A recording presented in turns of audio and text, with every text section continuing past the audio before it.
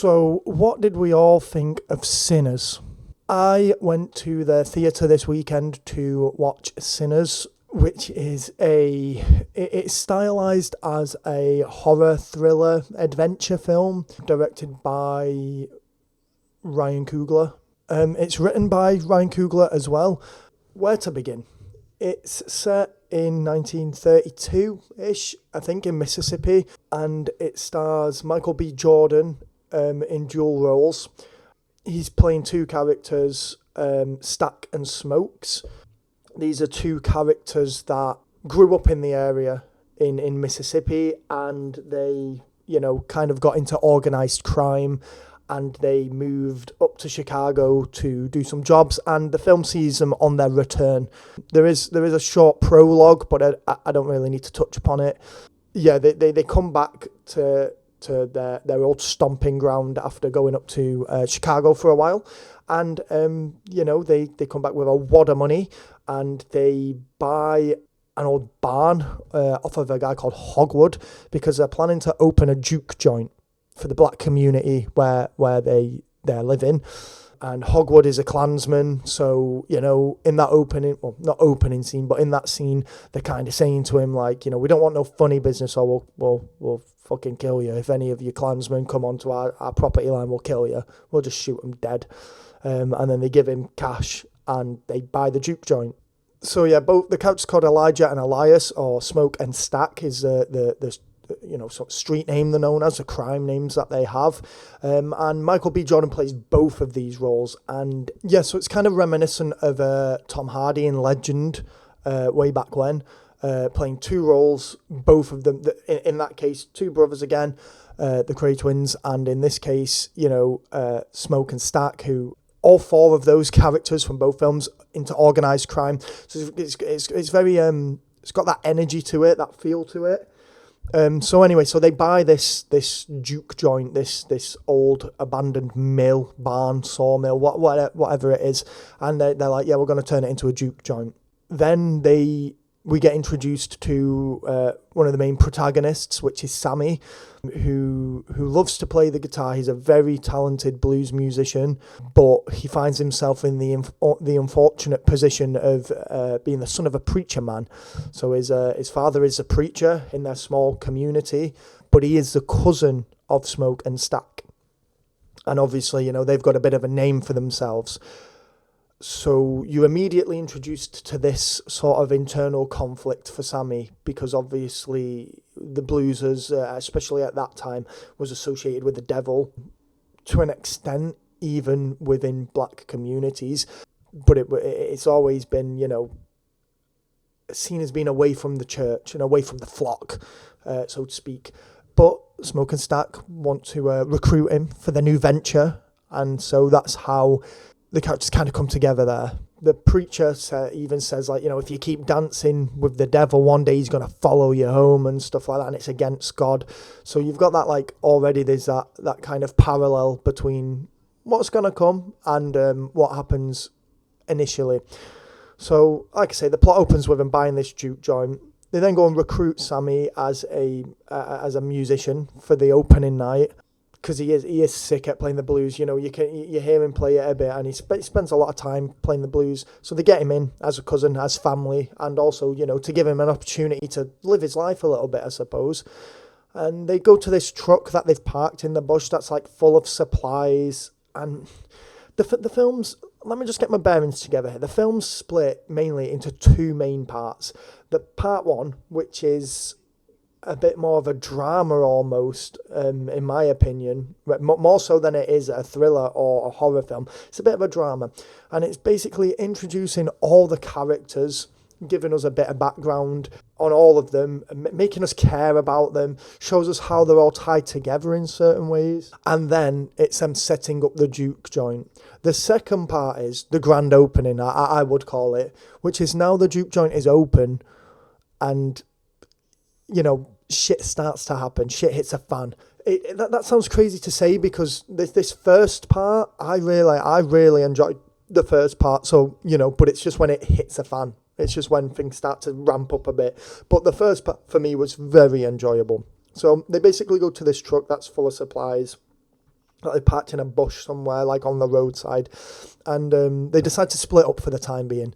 You'll have to forgive me because they're identical twins, played by Michael B. Jordan.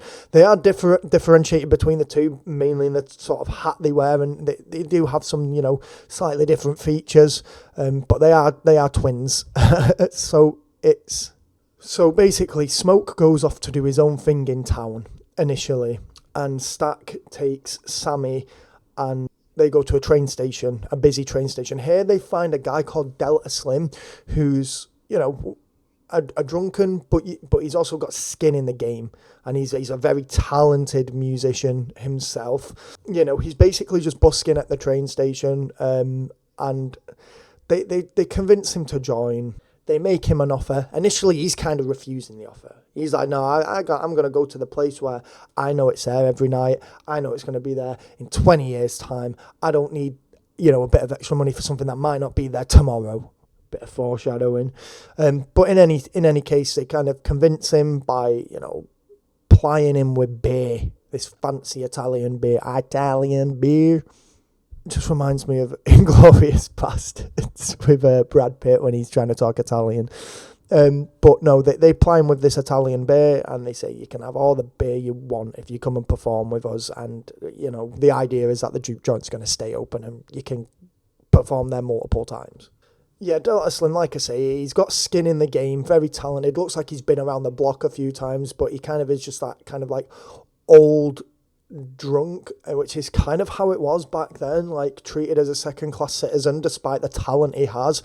So even though he's got all this like musical skill, all he can do is like play at dive bars and busk. But in any case, they recruit him, and they also recruit Pearline, who ends up being, the main love interest but like Pearline and Sammy have like a love interest going on. They have like a bit of a fling going. He loses his head for her. She comes in as a singer, and they're basically just, it's almost like they're getting a heist crew together. It's not. It's delivered in a more sensitive way than a heist film would, but it kind of follows that same, technique, that same sort of method. They're going around, they're recruiting people who are going to be big players in the bar later on, and obviously they're going to be main characters later on in the film as well.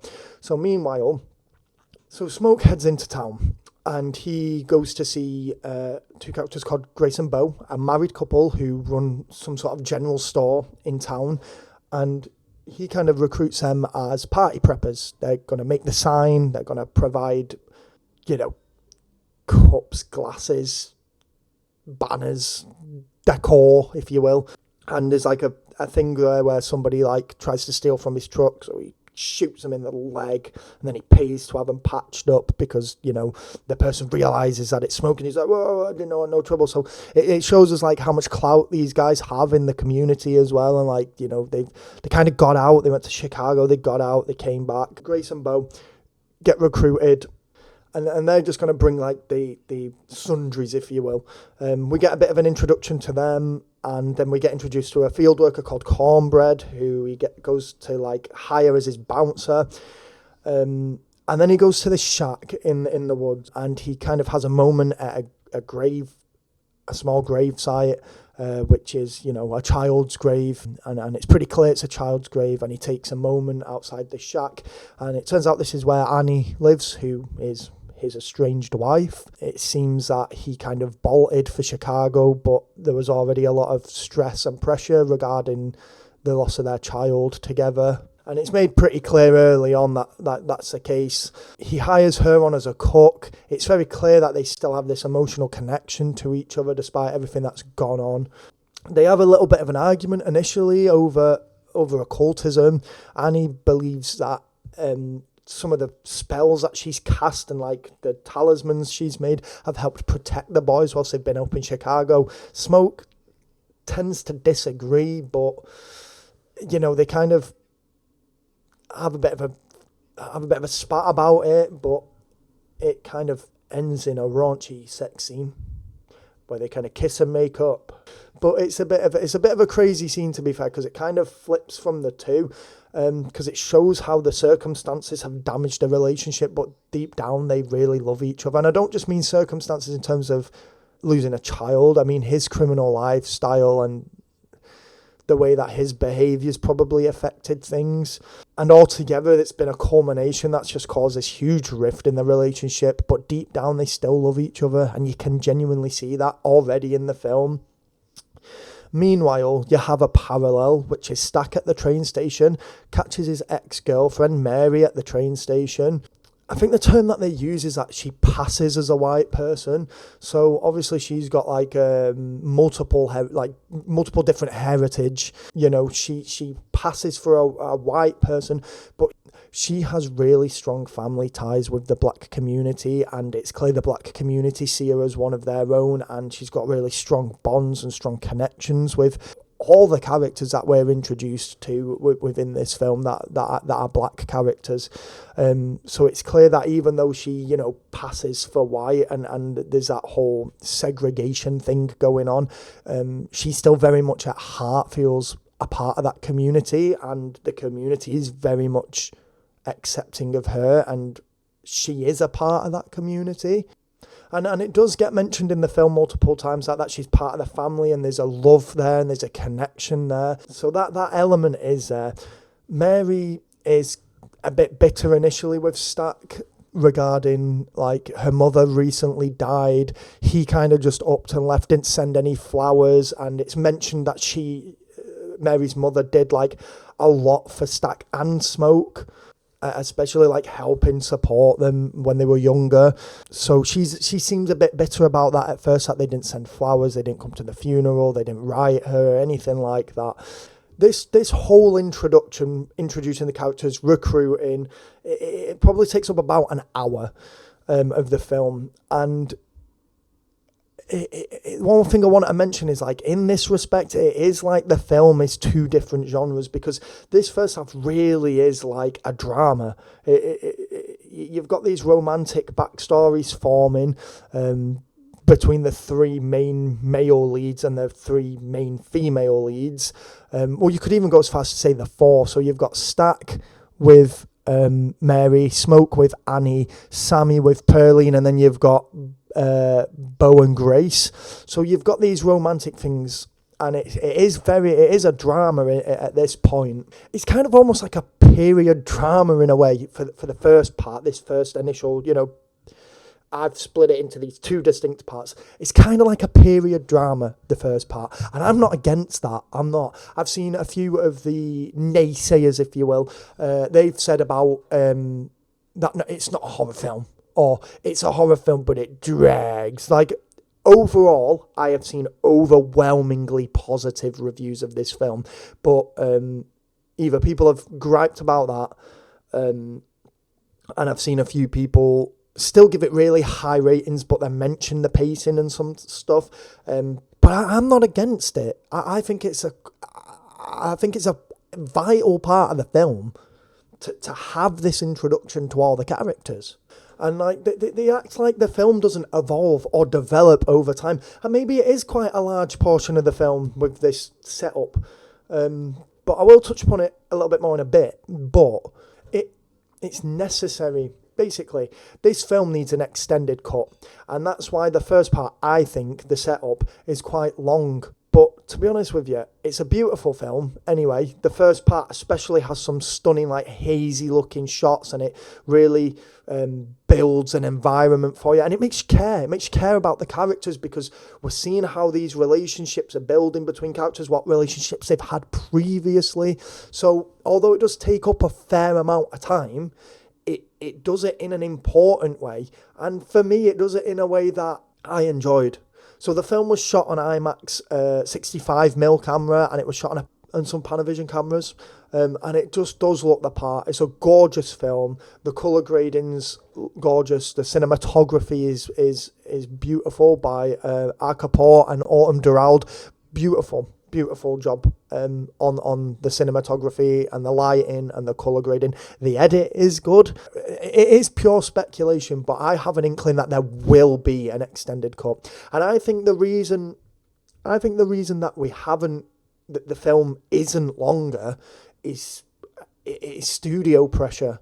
Now, again, that's pure speculation. I can't say anything for certain, but let's be honest, The Brutalist has come out recently, and it's about fucking 4 hours long. But you bring out a film that's by a black writer, a black director, got a predominantly black cast and crew, and all of a sudden, I can imagine there being some pressure from the studio to keep it at a reasonable length.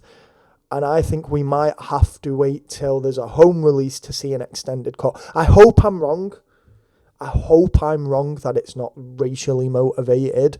And it feels like such a mad thing to just say, just out of the blue. But let's be honest, there's not the best track record going for that sort of thing, especially in the United States at the moment, given the political landscape. Now, I don't want to touch on that too much, but I hope I'm wrong. But I feel like potentially that could be what's gone on here. Like, I feel like the cast and the crew, the director probably wanted a longer cut and studio pressure. And, you know, maybe there's more to it than just racial motivation, but I do think that would play a part. But I do also think that it might just be like, this isn't a franchise. Let's just keep it at a reasonable length. But I think that's nonsense, to be honest. But I think they've probably got the footage for an extended cut. But anyway, I don't want to get too into that. It's a beautiful film, well shot. Every shot seems to be well thought out and relevant to the story. Nothing seems like it's excess or surplus to requirement. It seems like everything has a point, a reason to be there. There's a lot of shadow work, eyes being cast in darkness, and like there's a real parallel between, as we'll touch upon later, there's a real parallel between Remick, who is the main antagonist, the main vampire, the main villain, and this kind of cult mind control blanket that he puts over the people that he turns into vampires. And there's a very good parallel between that and Sammy's father, the pastor, the preacher, and how he controls his flock. And the use of shadows, even from the get-go, even in the epilogue when we first meet Sammy's father, is fantastic, because Sammy's father's cast with these dark shadows on his face. You can't really see his eyes and his features. And that's something that's used for the vampires a lot as well. And it's just that keen attention to detail. For example, when they get the truck out the bushes, there's a snake in there that tries to bite them, and they stab it with a knife and stake it through their head, and it's rolling about in agony with its innards out in pain. And it's quite a graphic scene, as you can tell from how I'm describing it. It really is. But it drives a point home. It drives a point home of that parallel between almost this like two main parts as well. This is the calm before the storm, but here's a little taste, a bit more foreshadowing, if you will, just like when Delta Slim is singing, like, it's gonna be here in 12 years, 20 years time, I'll be here when I'm gone. And he's like, I don't know if your place is going to be there. It's a bit of foreshadowing. So the first part for me was long-winded. There isn't a lot for the horror fans there who are coming to see Sinners as a horror film. I'll admit that. I'll say that right now, there isn't, but it's necessary, and it's a fantastic. There's nothing in that starting hour or so when we're building up that doesn't seem necessary. You form emotional connections with the characters. There's a part where Sammy's with Stack and he's just strumming his guitar in the car. They're driving away. They're doing like a song. He's like, we're doing a song. We're driving down the road. That sounds like a fucking Rick and Morty bit or something, but I can't remember the words. But like, it's a very powerful scene because they're connected. They're vibing. They're having a good time. They're like free. The shots are hazy. The lighting's gorgeous. So that first part does its job. The film is a slow burner. I think people need to understand that going into the film. Acting wise, it's insane. Michael B. Jordan obviously playing dual roles is insane. Like I mentioned, it's kind of like Legend with Tom Hardy. It's not an easy thing to do that. It's not. Actors can have range and would still struggle to do that because you're trying to play both roles simultaneously. But in my opinion, Michael B. Jordan puts out a better performance than Tom Hardy did in Legend. Because Michael B. Jordan has got range. Tom Hardy has range, but he's got range. Put it this way, if I was younger and I didn't know who Michael B. Jordan was, I would be considering the thought that they are actually just two twins that had been cast in two separate roles. Such is the nature of the delivery of his performance. It's crazy. I think Miles Caton as Sammy, as Preacher Boy, is amazing. I think Jack O'Connell as Remick, amazing. I think Haley Steinfeld, incredible performance because of everything she had to do. We know the bar she set in previous role, but insane performance here. And same for Annie. Winmi Masaku, amazing performance from her, a very, very emotional performance all the way through. And yeah, Delta Slim. The whole ensemble deserves a plum for their performances and what they did in the film, and there's definitely good synergy between the cast and the characters. And this is where this opening part, this part one, really works well, because it gives us a chance to form a better connection with the characters, but it also gives the cast a better opportunity to explore their own characters and connect with one another on an acting level. And it beats that horror trope of it just kind of being very shallow, and all of a sudden it's just fight for survival. The characters, the actors have a better opportunity to understand their characters. But yeah, that's how it felt. It was for me, is it give the actors the ability to familiarise themselves with their characters, their roles. But I really did appreciate the slow burn effect, and I think the film sets that tone. I personally don't understand why people seem surprised by that. I don't. In my head, it just doesn't compute. I think it's fairly obvious that it's supposed to be a slow burn, but I digress. The writing's incredible. Like I say, the only thing that I could potentially criticise is that it needs to be longer. But as I explained, I think there is a valid reason as to why it is the way it is. It is annoying and potentially concerning. We can talk about the politics of Hollywood at the minute, especially under the current climate in America, suppressing black voices. It's not something that we want to see more of, if you get me. But again, that is speculation. It's not speculation that racism is rife in America and rife in Hollywood and rife in media consumption. It is. But it is speculation that that's the reason the film ended up the length that it is. So like I say, I shouldn't say too much on that and just focus on the film a bit more. But, maybe just a little bit better on the pacing if you are going to do it in a 2-hour slot. But for me, it was fine, admittedly. So back to the film. We then see a white man who is being pursued, fleeing from some Choctaw natives, and we don't quite know what the whole story is with him. There's smoke coming off him as he's running through the dusk evening. As it turns out, he flees to this house. It's his cabin, this farm, in the middle of nowhere, basically, just in, arid farmland, and he's being chased by these men. And he knocks on this house, and he somehow convinces them to let him in. And it turns out that the husband of this married couple whose door is knocked on is a Klansman, so he's a member of the Ku Klux Klan. And the Choctaw natives come knock on the door and ask him if he's harbouring someone, ask a wife if he's harbouring someone. And this vampire hunter is basically like, oh, if he's in your house, like, and he's like, God have mercy on your soul, sort of thing. As it turns out, he is a vampire. And as she returns to the house, he's violently murdered the husband. And when she comes in and sees a scene, she screams, and he violently murders her too. So we're finally introduced to the main antagonist here, which is Remick. He's a very interesting character, and we will touch upon him a lot more. But it was quite a powerful introduction that, again, didn't shy away from that sort of racial point of view, because I think it is just a huge underlying theme of the film, like race, identity, culture, ethnicity. Of course it is. So it was delivered really powerfully that Remick who's an Irishman, would find himself, at the house of a Klansman, and you've then got these Native American vampire hunters coming after him, and it kind of just has a lot of subtleties and a lot of subtext to it, as you can imagine from even me just describing it auditory. It has like a powerful message about race, about You know, you get the feeling that the Klansman and his wife don't really care for what the Choctaw hunter is saying. And it ultimately backfires and leads to their demise.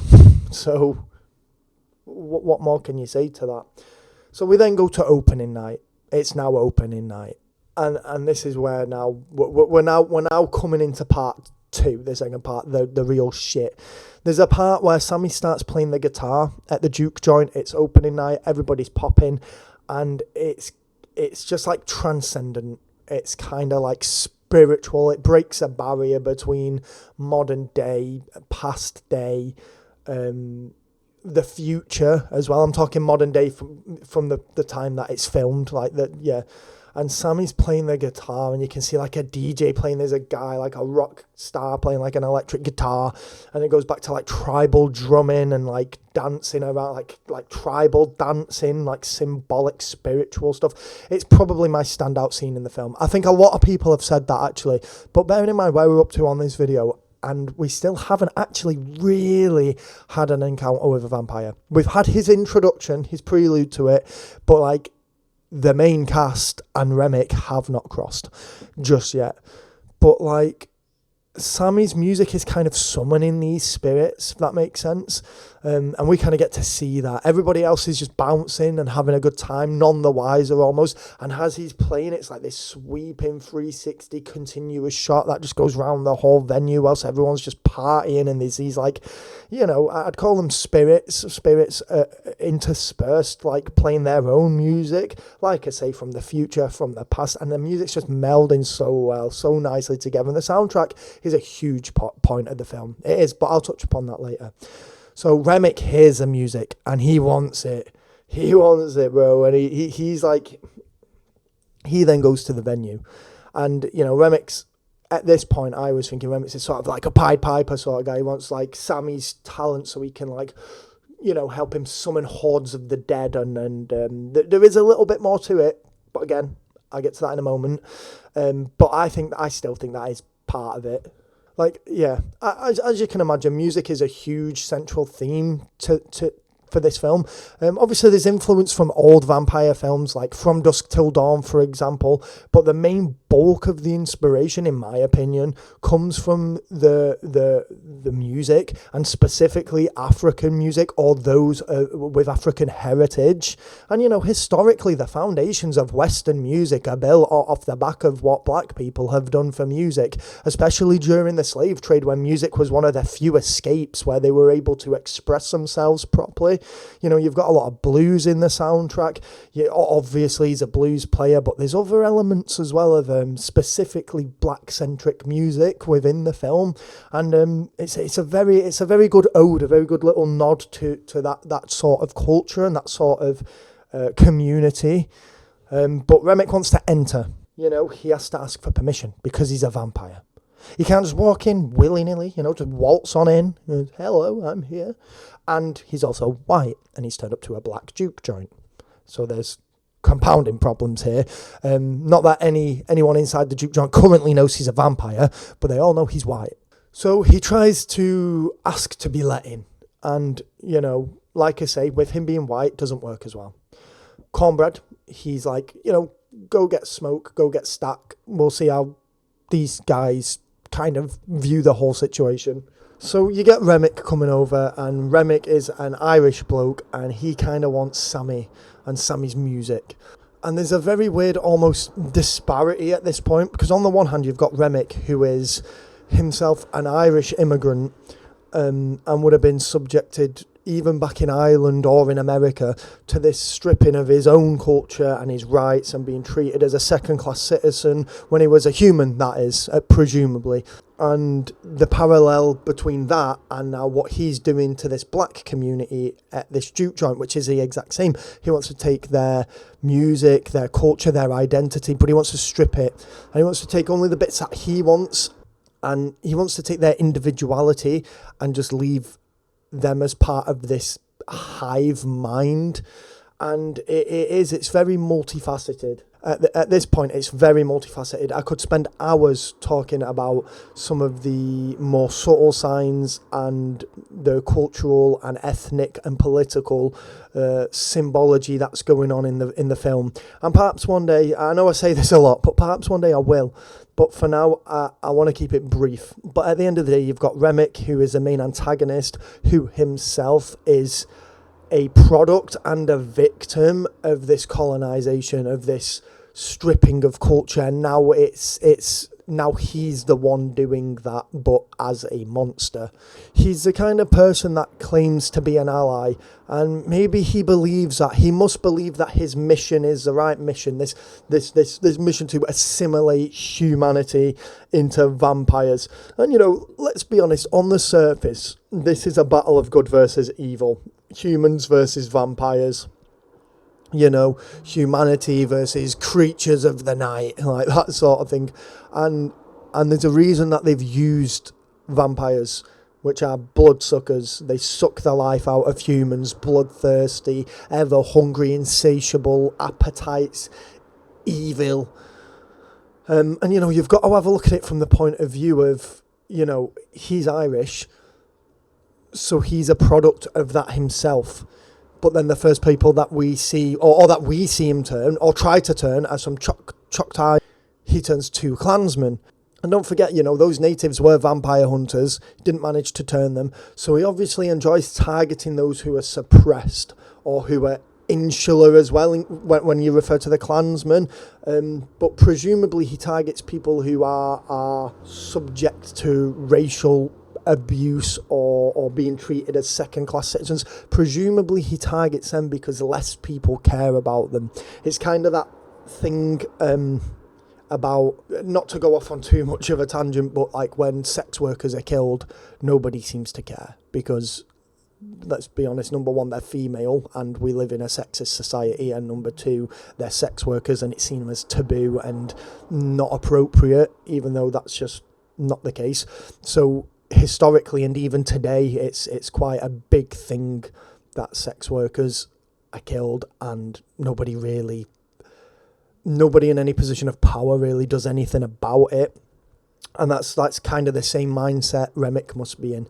Well, if I target the black community or the native community, then, well, who's going to care? And it's sad, but that's probably the way that his mind is working in this. So yeah, there's a lot of complex issues at play, and you can sit and talk about it for hours, and maybe as a white person, I'm probably not the best person to talk about those things. We can go into it, but there's probably better people out there, black voices that want to talk about this, Irish voices that probably want to talk about this, and it's probably best if I let those voices speak and be heard, and take a back seat on that particular topic. But I mean, it is important to engage in discourse around it. But yeah, so Remick is a product of colonization himself. He's been suppressed, his culture, his identity, but he's now doing that. But it also draws a parallel with Christianity, because Christianity, in a way, in this film especially, isn't much different to what Remick promises. In vampirism, being part of that community, that spiritual bond, that connectedness, that community. And, that's just something that's a huge facet of the film. The ending really heavily leans into that. But yeah, so there's these parallels with Christianity that you see, and it's a very deliberate thing that's been done. There is a scene where this music plays, and that scene is incredible. I would like to touch upon that a little bit more in a minute, but I just want to say the scene plays out where Sammy is playing and everything's interconnected. There's some sort of spiritual awakening, and Remick captures the sound, and he wants that. But he doesn't want it because he appreciates black culture. He wants it so he can weaponize it, so he can use it as a tool for vampirism, and to connect back with his cultural heritage. And that has many, many meanings in terms of colonization and flock and herd mentality. And it really does go into that. But then Sammy has an internal conflict in himself, because obviously his father is a pastor, a preacher man, and he's a son of that. He's a product of that himself. But he's also a product of the colonization, and he's a product of slavery, and he's a product of having his rights stripped, but he is also a product of his culture and his past and his music. So there's all of these things are kind of converging together in the film. So on many levels, he can sympathise with Remick and empathise with his plight and almost understand the cause for the vampirism. But at the same time, he can't also see past the other elements of it, which is, you know, you can see that he's kind of beginning to resent the church because it's basically acting the same way the vampires are. So there's this huge conflict within Sammy, being a younger innocence, you know, kind of innocence coming of age. And there's just such a mesh of genres going on in here because it's kind of got that coming of age drama to it where he realises, like, he becomes disillusioned with the church, and he realises that Stack and Smoke, they were both soldiers in the Great War, you know, and he realises that his dad is a preacher man and has given himself to God, and he still doesn't have much. He's got a humble little church in a poor little area in a little community of Mississippi. And so there's a whole thing going on there.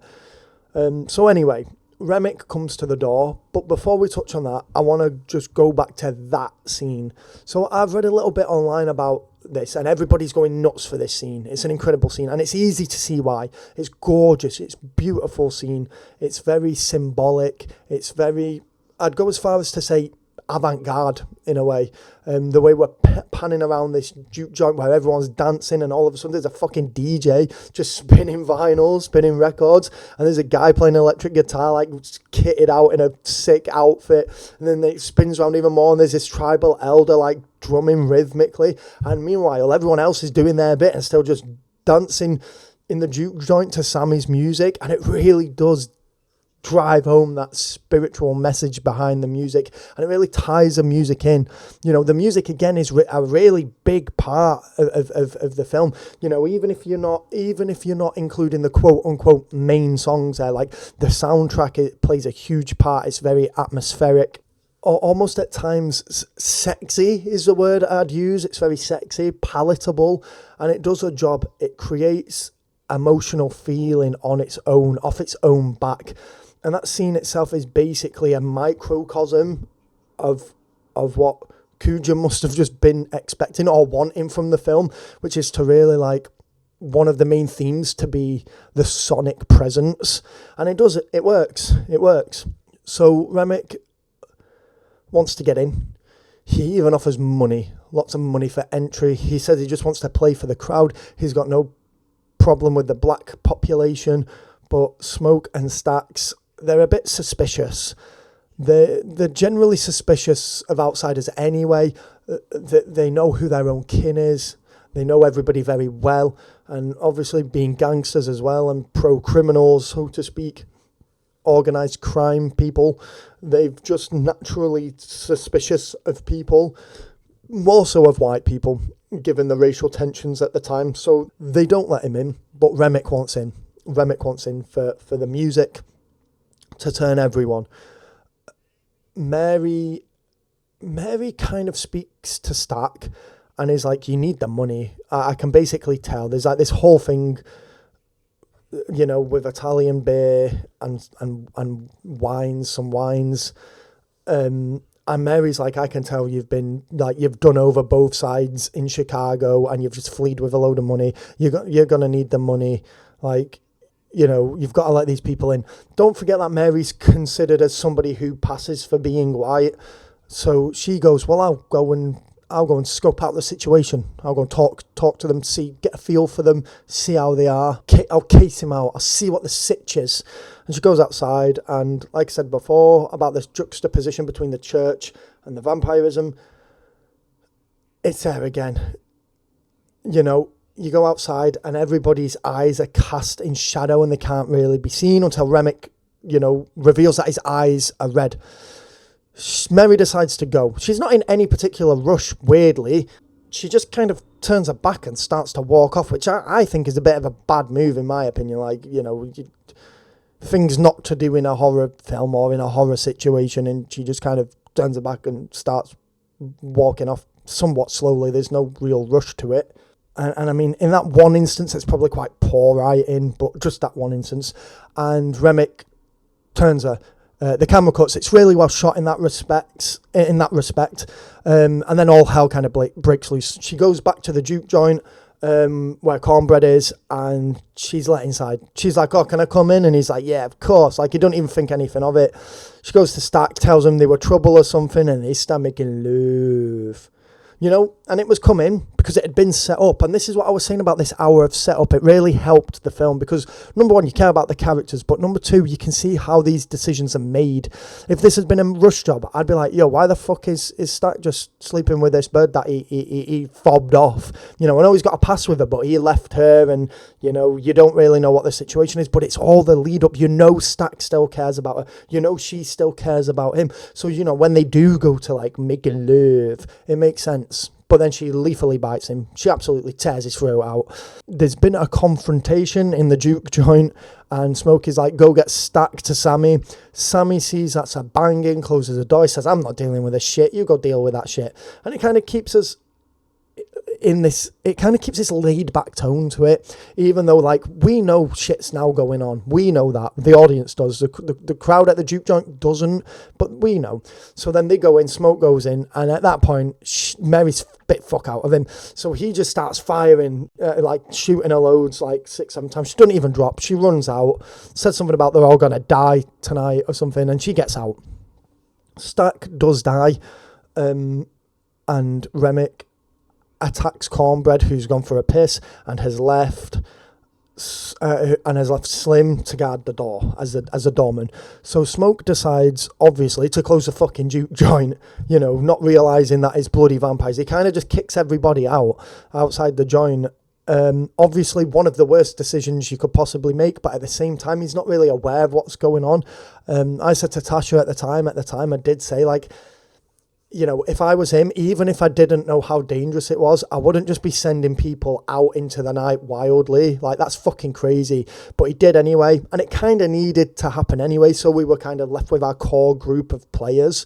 Once that happens, Annie's talking to Stack, and she's saying, you know, these are monsters. I think she even mentions that they're vampires. You shot Mary, she didn't even drop. Like, come on, mate, you know, something's fucking going on here. You got to be on it. And Stack, who was clearly dead, by the way, wakes up, and he's trying to get out.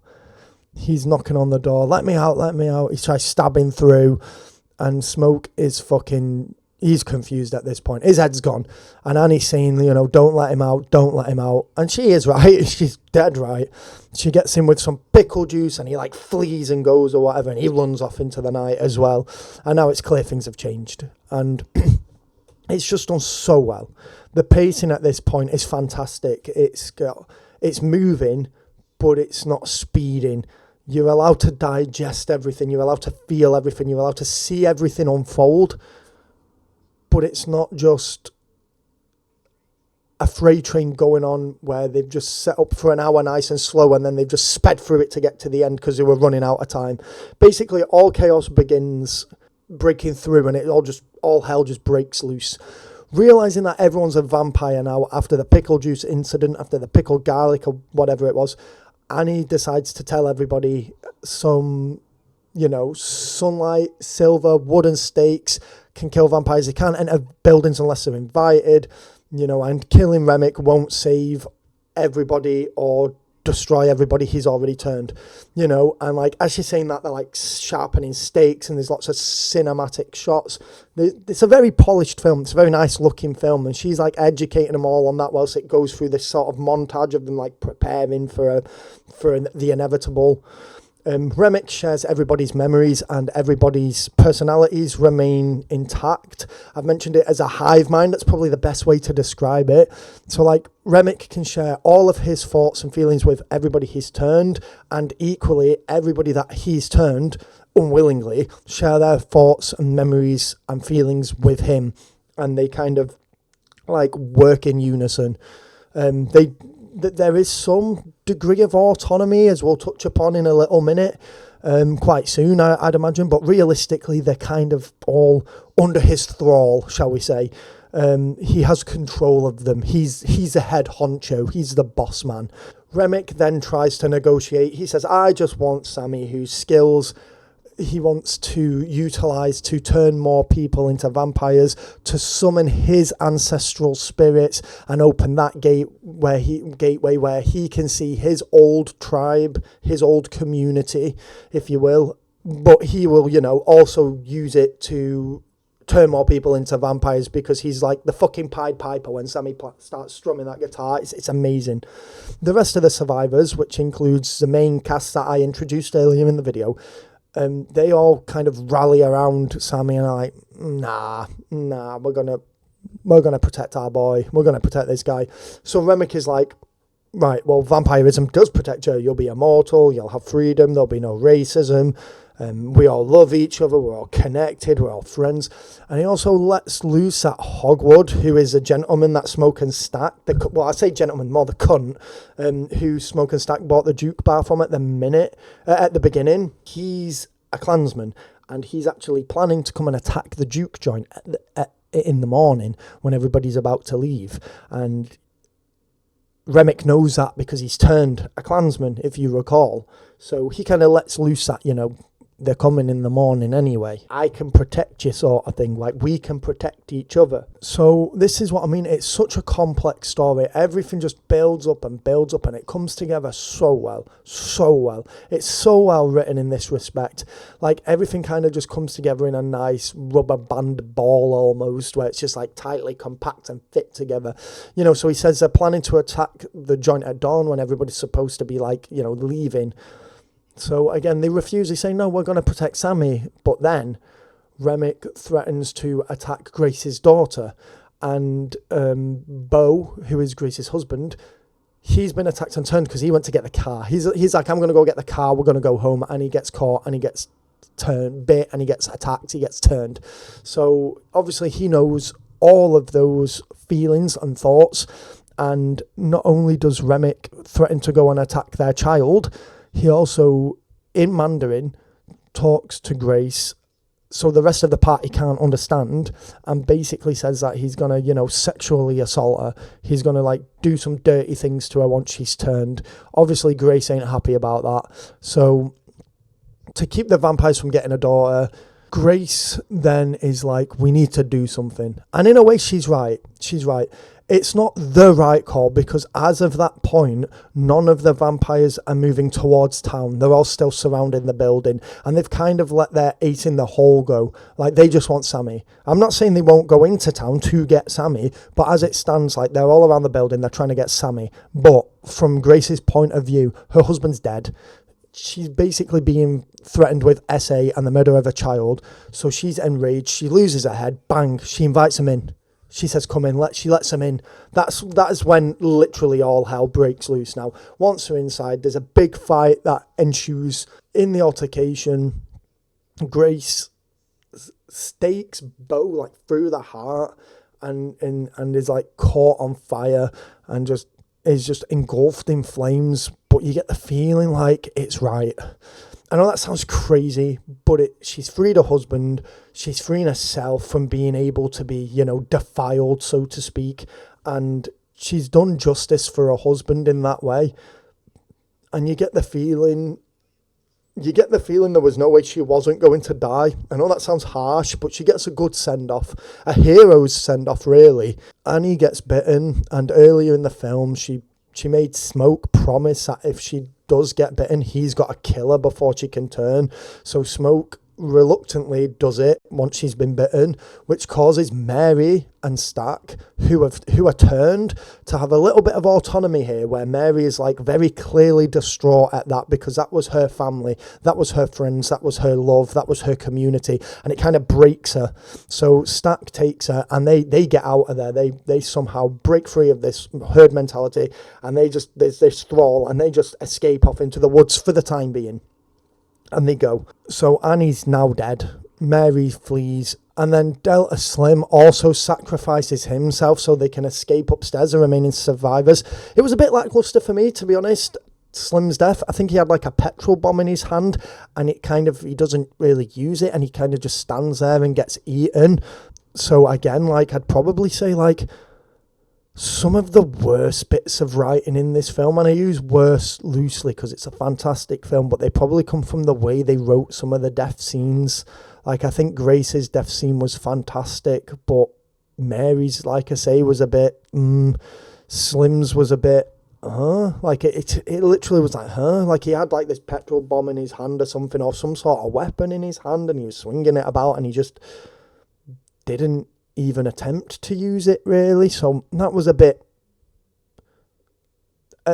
disappointing, shall we say. But he don't do a lot. He kind of just gets attacked and he's gone. It's not really a hero send-off. It's not really a big thing. Further on, Smoke and Stack have a scrap.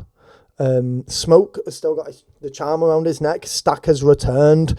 Yeah, so Smoke has still got the protection charm around his neck that Annie made him, that they were kind of arguing about earlier in the film. And there's some speculation floating around that that's a reason that Stack couldn't kill him. Some of the other reasons is that the brotherly bond is too strong, that he just couldn't do it. They've been through everything together. In any case, Smoke defeats Stack, but he spares him. He doesn't kill Stack. And we find out later on, we don't find out immediately, but we find out later on, it's an exchange. He leaves Sammy alone. If I leave you alive, you don't come and get Sammy. You never come after him. So basically, Stack says, you helped me through loads, big brother, to Smoke. And that coincides with that thing where, you know, he couldn't do it because of the brotherly bond that was there. But in any case, Pearline also gets killed. She gets bit on the neck, I believe, and is like pulled to the floor, and there's nothing they can really do to save her. Again, a little bit lackluster, but I think it's Remick who actually turns Pearline, actually. But it goes to outside. Sammy jumps out of the barn window. If you've seen it, you know what I'm saying. I know I'm running a mile a minute here, but I'm trying to just explain what's going on so we can talk about it. There's a big scrap that ensues during the moonlight, you know, and again, it's quite gory, but at the same time, it's beautiful. The lighting is beautiful. The shadows are a huge part of the filming process. They're and relevant. Sammy smashes his guitar into the skull of Remick, leaving the circle piece of the guitar like lodged in his head. Smoke comes out and stakes him in his back, and then the sun comes up and he's engulfed and he's emoliated in flames and disperses to the sky. And a lot of the other vampires do die. The vampire horde gets incinerated by the sunlight as they try to leave and find shade and cover. Smoke tells Sammy to go home before the KKK ambush happens and the clan arrives, but Smoke is set up like a sniper in the bushes and starts like rifling them down, and then the big gunfight ensues, and then there's this really powerful scene where Smoke gets caught in the stomach with a bullet. He's wiped out all of the clansmen except for Hogwood, who's on the floor begging for his life, but we can see Smoke is losing blood and he starts to die, and then as he looks over, Annie is holding the child that they lost, both of them in like white gowns, and it's kind of like the thinning of the veil between the living and the spiritual, and it's a thing that we've seen with the music throughout the entire film, and we're kind of seeing it now as Smoke is reaching the end. Smoke has reached the end, and it's quite a powerful scene. It's quite an earth-shattering scene. You know, he ends up finishing off Hogwood and then himself dying and joining Annie and his child. And it is quite a sad scene, to be honest. Meanwhile, Sammy returns, and it's at the point where the prologue was, and his dad is like, you need to leave it behind you. You know, you've had the devil, but you can still be saved. But then Sammy realizes that the church is no fucking different to the vampire cult, so he leaves to become a blues musician. And 60 years later, we see a post-credit scene where old Sammy is riffing the guitar. Great music, as always. But Stack and Mary visit Sammy, and they haven't aged a day. Sammy, meanwhile, is wrinkled, he's old, he's decrepit. They offer him immortality, and Sammy declines it. And then they say, we got all your records, man. We've collected all your records. We love your music. Don't forget Sammy has this power to pierce the veil. And they obviously, it obviously resonates with them as creatures of the night. They obviously vibe with it. And then also with them being black people as well. It's their musical heritage, who were part of his community. They vibe with it on another level as well, which is like, on a personal level, which kind of links back to that bit of autonomy that they have. So Sammy performs for them an actual blues ditty, and they leave him like a big tip on the table, and they kind of go to leave. And it's really powerful. It's really poignant. As they go to leave, Sammy says, that night's haunted him. It's haunted him. But he says, Stack, listen, or something like that. I'm ad-libbing a little bit here, but he says, like, that night haunted me, traumatized me. I'll never forget it. But up until sunset, it was the best day of my entire life. And Stack agrees. Stack said it was the last time he saw smoke. It was the last time he saw the sun. And it was the only time he ever truly felt free. And then the credits roll. And it's just a very powerful scene, and it just shows that since Remick died, they do have a little bit of autonomy, but it also shows that that was the last night he ever truly felt free. So he's still shackled, he's still burdened in some respect. But it also shows the power the brotherly bond had, because what he promised Smoke 60 years ago, Smoke is long dead as well, he died that day, that morning. He still honours his brother's word, and he never got Sammy, never came for Sammy. But he said he had all of his records. He does say he doesn't like it. I don't like the electric shit, but I like it all. Like, I don't like it as much, but it's just an incredible film. Absolutely incredible.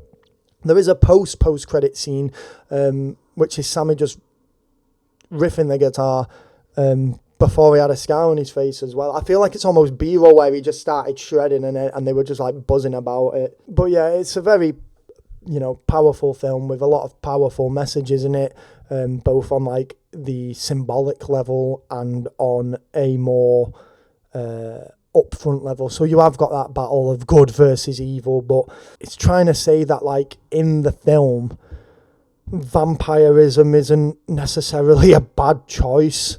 There's give and take, as there is with, for example, the church. Pros and cons. Pros being that whole brotherhood aspect, that shared mentality. For example, Stack and Mary can be together as vampires, and they kind of couldn't as human beings. Racism goes to the wayside. If you're a vampire, you're part of the clan, you're part of the group, you're part of the community. So racism just goes to the wayside in the vampirism part, but you do lose your individualism, and you lose it on two levels. You lose your actual individual autonomy, and you lose your mental autonomy. You're kind of, under the power of, at the time, Remick especially. It's kind of like somebody on Reddit, of all places, summed it up. They said it's kind of why Americans claim they're Italian or Irish or French or German or English or even African, is almost, he says, almost laughable, because Americans are so far removed from what it means to be those things, to be those cultural things. Most Americans, obviously, I'm not pigeonholing everyone there, or I hope he isn't as well, but I didn't read it as that. But you enjoy the sounds and the stories and the recipes and the feelings of those cultures. And I guess in a way, he's kind of right in a way, this Redditor, in that he's kind of right, this Redditor, in that vampirism is the same thing as being American, I suppose. You can still have your links and your ties to, being a black person, for example, for Stack, or an Irish person for Remick, but you're not truly that anymore because you're a vampire, and all that's kind of been stripped back, so to speak. So good point. In the same comment, the person said the Native Americans were chasing Remick away at the start because they famously fought against joining into a monoculture. is the exact phrase they read there, which is a fair point. Like, Native Americans have always maintained their, like, cultural autonomy, even between each tribe, even between each community of Native Americans. They kind of still have their autonomy between one another. And that's why Remick wasn't able to turn any of them. We didn't see a single native that was turned. They just chased him away, which is funny. But, you know, it all comes down to... But yeah, for me, I would say that the ending seemed a bit rushed, maybe. And some of the death scenes were a bit... Bleh. But other than that, I've got to give it a 9 out of 10. It was a really good outing. I enjoyed the pacing. I enjoyed the build up, the start. I'm hoping for an extended cut. But yeah, other than like the ending just feeling a bit rushed at the end, and I mean the very ending. The actual film itself was great.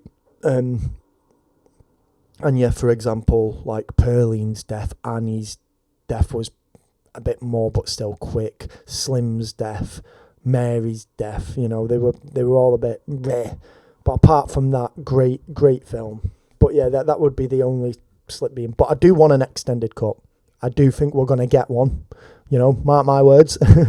Some people have asked for a cinematic universe to be made out of this, but I've heard Coogler himself has said, I find it kind of ironic because I've heard he's said like he made this film to kind of get away from cinematic universes, and I want to go out on a limb and say like I'm all for that. Not everything has to be. I would love to see a Hollywood film like this come out, receive acclaim, and then just be left. Am I hungry for more? Yeah, I want an extended cut. I'd like to hear Remick's story, his origins, how he ended up where he was, you know, where he was dumped, where he was being chased by the natives. I get it, but not everything has to be a cinematic universe. Not everything has to be milked. Not everything has to be answered. So it'd be nice to see it just left. Imagine that, just left, unspoiled. But in any case, it's a solid 9, an easy 9, if you will. It's edging to the 10, and this review will be long, and I get I've gone through most of the plot points with you, but we had to talk about it. We had to touch upon the writing and the acting performances. We had to, you know, do the whole shebang about the lighting, the way all the themes come together. So if you've not watched it, well, I don't know why you watched this review. This is a spoiler-riddled review. But if you've not watched it, you've got to get out there ASAP. Go and watch it at the cinemas. An incredible movie, an incredible feat of cinema, and you know it's continuing to give black people a voice in a climate that is again beginning to like mount against them more and more with the political situation. So go and support black cinema. Just go and do it. You won't regret it. It's a great film. Take it for what it is. Just be aware that it is more than just a horror. So be aware of that. But yeah, thanks for watching. And yeah, don't forget to like, comment, subscribe. Tell me what you thought of the film below. And I'll see you next time.